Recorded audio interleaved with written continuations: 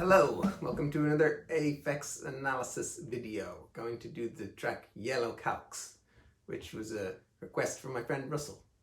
Check him out on his YouTube channel Kaboshta. So Irish for cabbage. I'll put it in the notes under the video.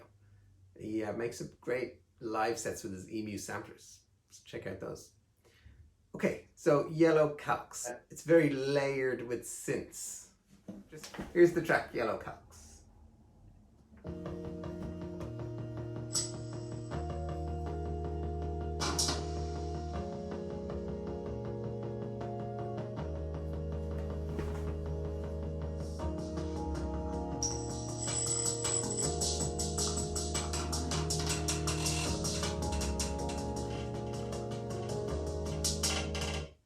Okay, so it's in 4/4.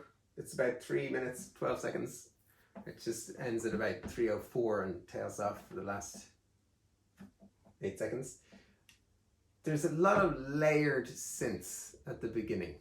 So I didn't work out every single note in it, but just the main parts. Just as an overview through the piece first, it's pretty interesting actually. Aphex does this quite often, I think, where there's a lot of sections changing. Like April 14th is a good example of this, where there's like at least 5 or 6 sections, like A, B, C, D, E, F, and not a huge amount of repeating of them. Like normal music tends to go A, B, A, B, A, B, C, something like that. Or A, B, B, A, or, you know, different things like Broadway standards go A, A, B, A. But Aphex kind of goes A, B, C, D, E, like different sections that are threaded together. It's really hard to do that. So this has an intro and then this A section, it kind of goes A twice. This is the a kind of framework I built of it, out of just using the guitar to record the different lines, and then it changes into a B section. The A section is kind of 4 bars twice, and then the B section is 4 bars 3 times, and there's a C section, let's say, which goes on for 8 bars, and then there's a D section which goes on for 16 bars, and then it goes back to A again. So it's kind of intro A, B, C, D, A to finish off. And mostly 4 bar sections repeating. And let's have a look what happens in them. So in the intro, the first thing I tried to work out was the bass. What was the bass doing? And that's a good tip, I think, to always try and start with the bass. Once you have the bass notes, it's easier to get the rest. So the bass notes in the A section were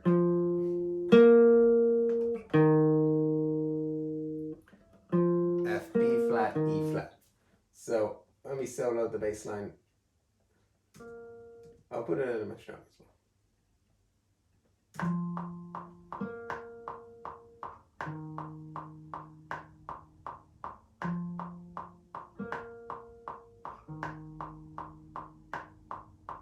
The rhythm was interesting because it goes 1, 2, 3, 4, 1, 2, 3, 4, 1, 2, 3, 4, 1, 2, 3, 4. And then the second, third, and fourth time it goes 1, 2, 3, 4, and 1, 2, 3, 4, and 1, 2, 3, 4.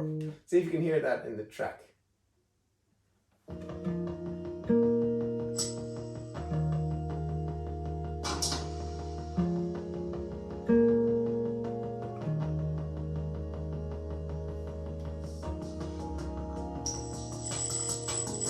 So it's quite subtle bass line. It's not really clear. It's another synth line, and there's lots of them. There's lots of layered synths in there, but that's definitely what the blower notes are doing in there. So I started with that one, recorded the bass line, and then I had this mid line, which is a synth that's kind of pulsing like that.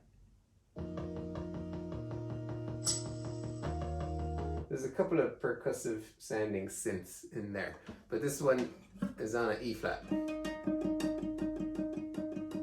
I played it like that, so it's on an E flat note. yeah, I'm playing the video. I was like, oh, my guitar sounds really like Aphex in there.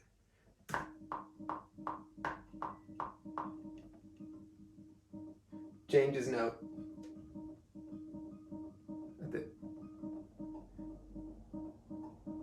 Now that one doesn't change, E flat all the way through. But then you've also got this one pulsing away. And that one does change now. So that's kind of simple.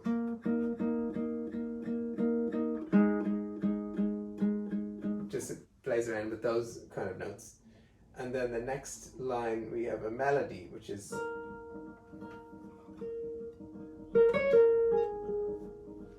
pentatonic melody. So that's the intro. It does that very quiet. You wouldn't even notice it.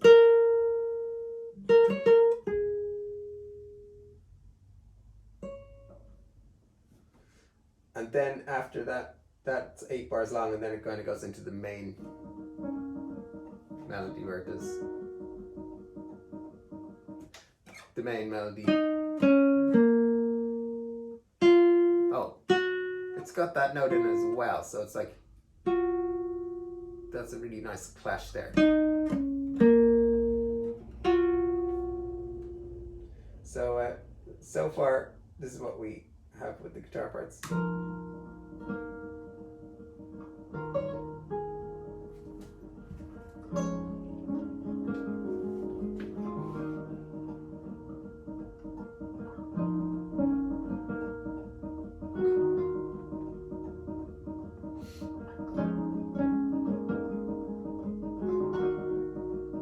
Couple more harmony parts in there. So it seems to be like layering up these kind of pentatonic chords, but with a minor 9 chord in the end, E flat. That one's definitely in there. The others are kind of suspended chords.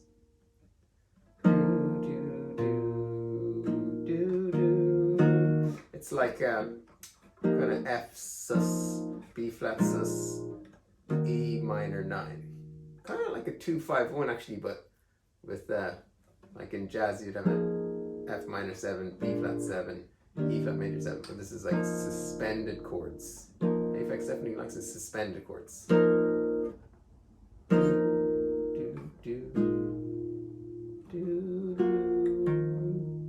So the other harmony parts,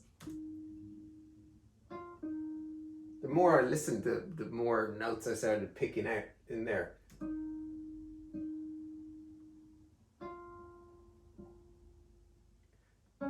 Just simple lines there. And then one more. That's a kind of another mirroring the melody. Okay, so that's the whole of the intro and A section.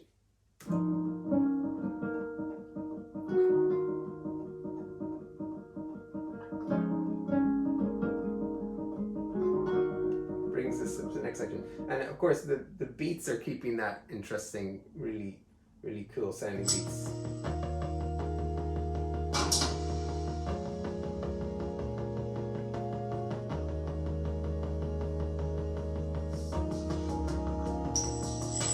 Come in more around halfway through.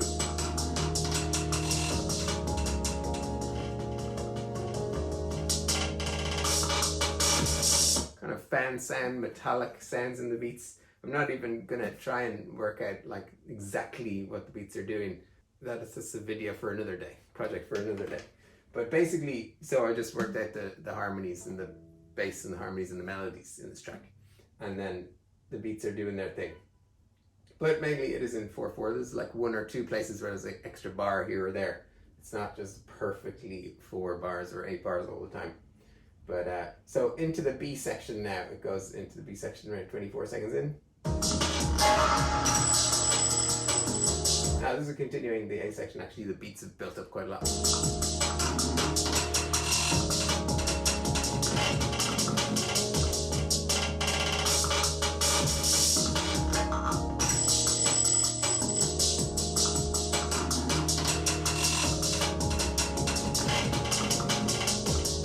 in that section the melody's quite understated. It's not like a really big melody on top of the chords or anything like that. It's more like multiple lines of synths just creating nice harmonies, and it's like the beats are the main thing that you're hearing, these crazy multiple beat sounds. So Aphex tracks have this balance where every element is just taking up the right amount of your attention, I would say, because you know, it's a nice little melody. That's what you hear from the melodies. There's a lot more notes going on in the harmonies, but it's just enough. You're not really focused on it that much because you're hearing these crazy beats. So, you know, it's a good thing to bear in mind, because if you have too many notes in the melody and crazy beats going on, it's gonna take away from the whole track because you can't put your attention on everything. So right towards the end of this section, you have a real build up in the beats.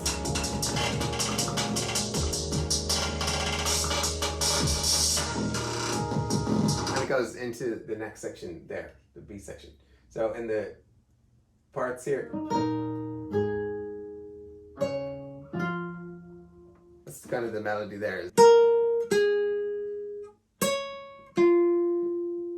Da-dum, da-dum. Very simple once again. And the bass line has changed to it's the same notes. Actually, I've said that in the video for Cornish Acid. That one also had a section where it was like the same notes in the melody and the bass.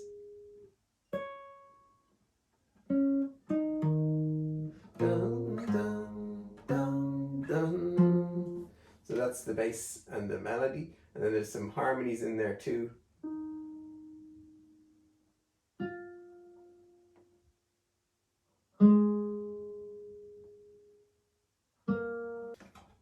So there's less going on in this section.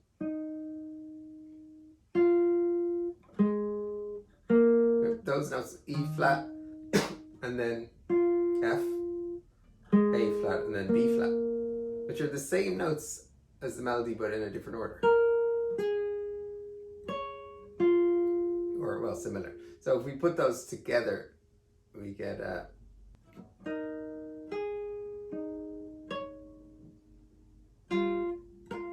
same on that one, and then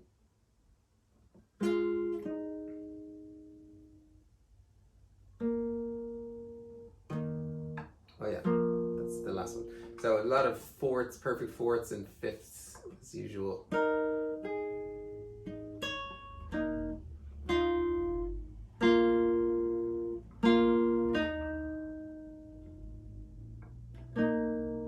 Something like that. So this section, my parts sound like this.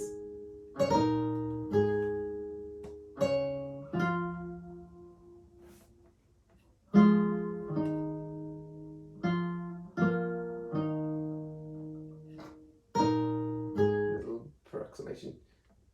This is this section.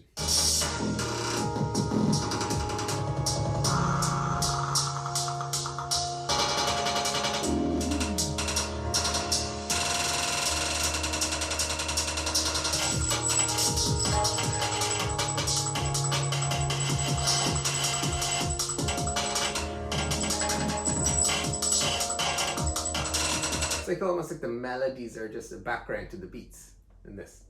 The beats are going pretty mental. There's a really interesting part where the beats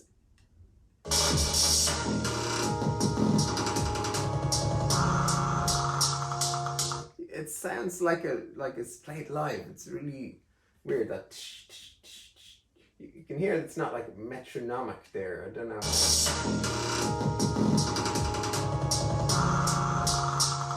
There, it's definitely, I don't know if that's programmed or how that came about, but it doesn't sound live, and it's not like on a grid. It's weird. It's like the tempo changes a bit. Weird. Okay, so this section kind of goes 3 times around.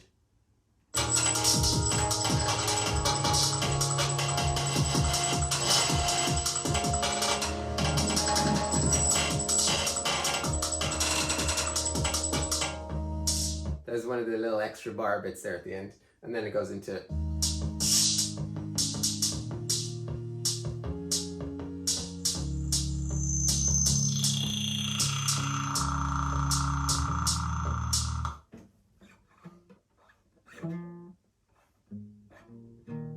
this section is like chords playing on pentatonic-y perfect fourths.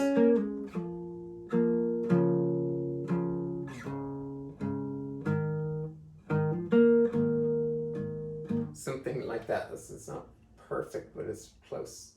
So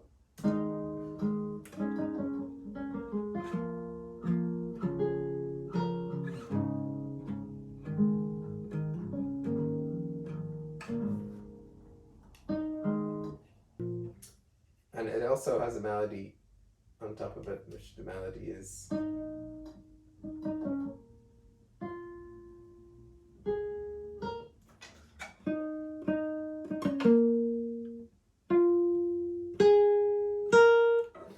another similar pentatonic-y melody, which forms a nice kind of counterplay with the chords.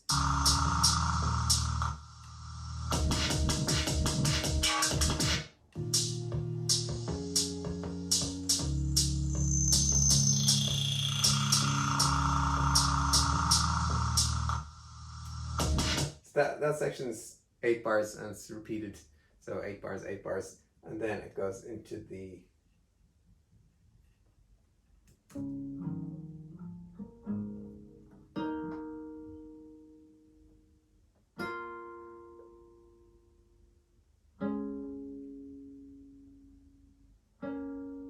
simple section. So it's these intervals, very Aphexy, perfect fourth, perfect fifth, perfect fourth, minor third at the end.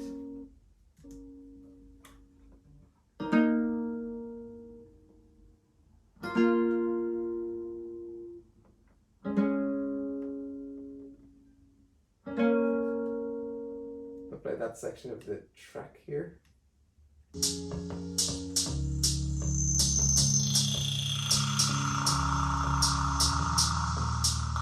This bit.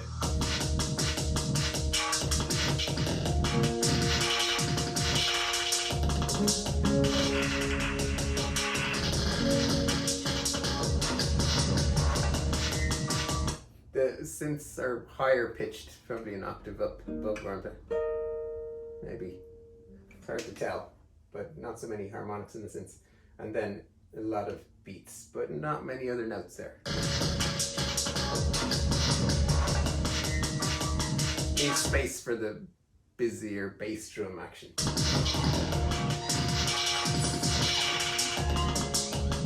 Completely mental beats and sounds crazy.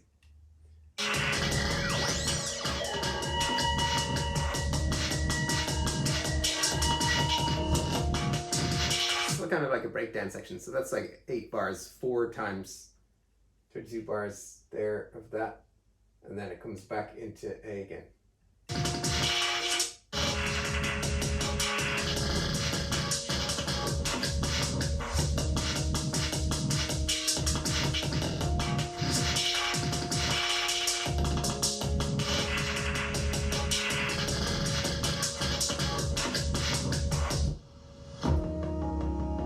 There was 3 of those little extra bits at the end of a section.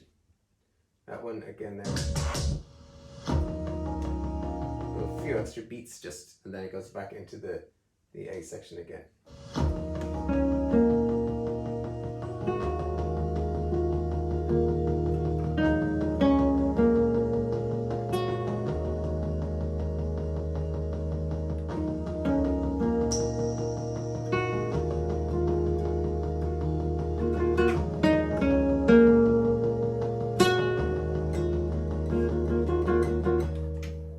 Track. That's again really interesting, working out the ideas of a track that I've listened to so many times, but when you listen to it, unless you're got some mad perfect pitch or something, when I listen to it I don't hear what's going on in it, you know, you don't hear it until you really listen for each different line and all the notes, and you work them out, and then you go, whoa, that's crazy. So it doesn't sound like you'd expect it to be. But also, when I'm making a track, I have to question my methods all the time. But just having like a chord part playing and a bass line under that and a melody on top, this track isn't like that at all. The parts are not that distinct from each other. They're more like multiple lines, crossing over, a lot more kind of contrapuntal, different, higher melodies, middle melodies, lower bass lines, and they're switching with each other, and they're just like weaving in and out of each other. And those lines are just all kind of very pretty melodies, harmonies happening underneath the main action, which is the beats, really. So that's kind of Richard D. James' album. A lot of crazy beats, and some, of course, great melodies, but they're not the main thing in this song anyway, in Yellow Calx. So that is the video. If you want me to do another one, leave me a suggestion in the comments. We'll have a look at it. And or if you want the MIDI files for this or something. Don't know why you would. Actually, there is no MIDI files. It's all audio. Never mind. Okay. Let's leave it there. Hope you enjoyed that. And see you in the next one.